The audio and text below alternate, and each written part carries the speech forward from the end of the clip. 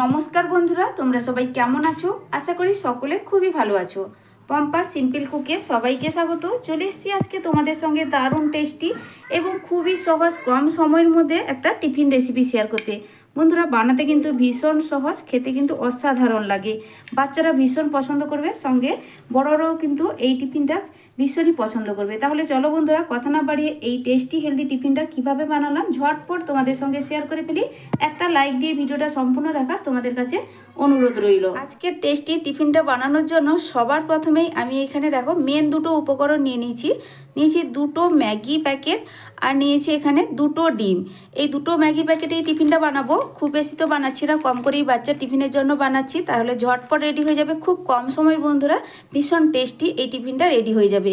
আর কয়েকটা হাতের কাছে থাকা মশলা ব্যবহার করব বা সবজি ব্যবহার করব, যেটা সবার হাতের কাছে সচরাচর থাকে। তাহলে এবার চলো রেসিপিটা কিভাবে বানাই সেটাই দেখে নেওয়া যাক।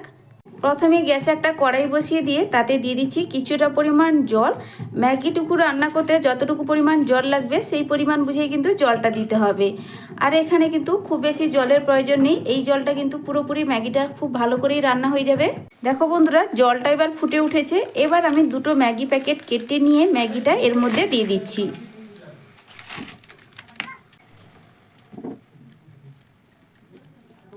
দেখো বন্ধুরা, ম্যাগিটা কিন্তু এখানে সেদ্ধ হয়ে গেছে। এবার দিয়ে দিচ্ছি আমি ম্যাগির মশলা, দুটো প্যাকেট নিয়েছি আর কেটে নিয়েছি, পুরো মশলাটাই এর মধ্যে দিয়ে দিলাম।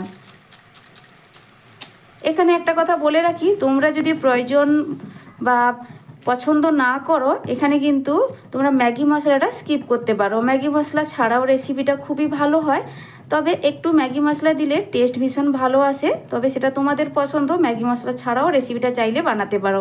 অনেকে আছে যারা ম্যাগি মশলা পছন্দ করে না কিংবা রেসিপির মধ্যে ব্যবহার করতে চায় না, তারা কিন্তু এখানে ম্যাগি মশলাটা স্কিপ করতে পারো, বা বাচ্চাদের জন্য বানাতে চাইলে এখানে ভাজা জিরের গুঁড়োটাও ব্যবহার করতে পারো।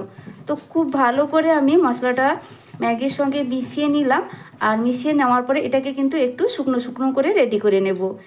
আমার চ্যানেলে নতুন বন্ধু পুরনো বন্ধু সবাইকে স্বাগত। তোমাদের জন্য অনেকটা ভালোবাসা বন্ধুরা, তোমরাও আমাকে ভালোবাসা দিয়ে পাশে থেকো।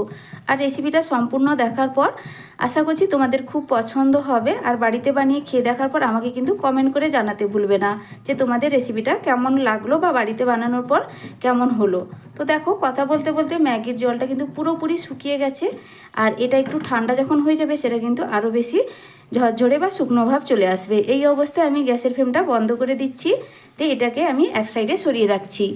এবার একটা বাটি নিয়ে নিয়েছি, তারপরে এই বাটির মধ্যেই আমি দুটো ডিম ফাটিয়ে নিয়ে নিব।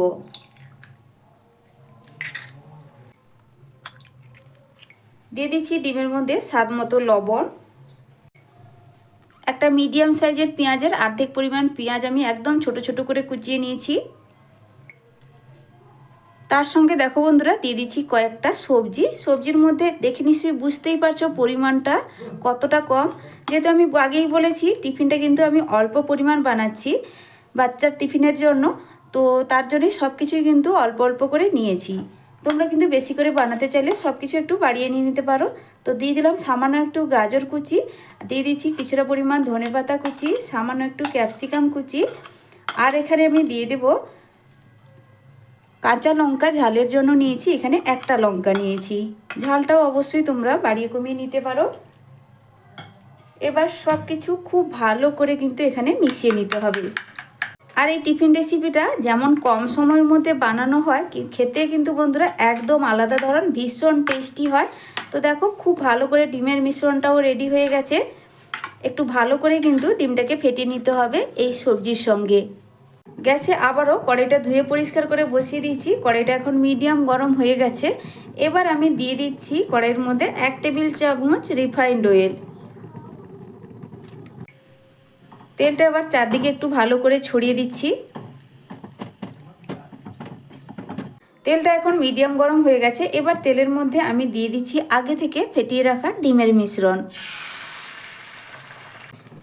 ডিমের মিশ্রণটা দিয়ে দেওয়ার পর একটু ছড়িয়ে দিচ্ছি। তবে এই যে ডিমের লেয়ারটা বন্ধুরা একটু মোটা করেই রেডি করতে হবে, মানে একসঙ্গে দুটো ডিম দিয়ে যেভাবে ডিমের লেয়ারটা হয় ঠিক সেইভাবে একটু মোটা করে কিন্তু এটা রেডি করলাম। তোমরা চাইলে ডিমের লেয়ারটা একটু পাতলা করে, মানে দুটো ডিম দুটো টিফিন বানিয়ে নিতে পারো। আমি কিন্তু এখানে একটা টিফিন রেডি করব।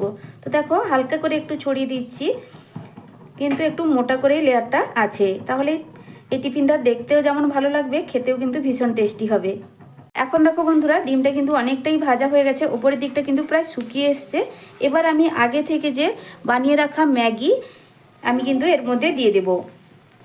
এইভাবে এক সাইডে করেই দিচ্ছি, আমি কিন্তু হাতে তুলেই দিয়ে দিচ্ছি। যেহেতু অনেকটাই ঠান্ডা হয়ে গেছে ম্যাগিটা, তুলতে কিন্তু কোনো রকম অসুবিধা হবে না। এক সাইডে এইভাবে আমি ম্যাগিটা দিয়ে দিয়েছি। তারপরে দেখো বন্ধুরা, এইভাবে ধরে আর এক সাইড কিন্তু এইভাবে ভাঁজ দিয়ে দিতে হবে ম্যাগির উপরে।